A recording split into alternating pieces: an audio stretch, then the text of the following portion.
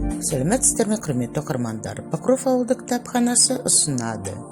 Жұлдызды аспан, қазынасына саяхат. Слайд викторинасы. Жұлдыздардың бірі шоқ жұлдыздар туралы айтып кетейік. Барлығы 88 шоқ жұлдыздар бар. Әр біреуіне атау берілген.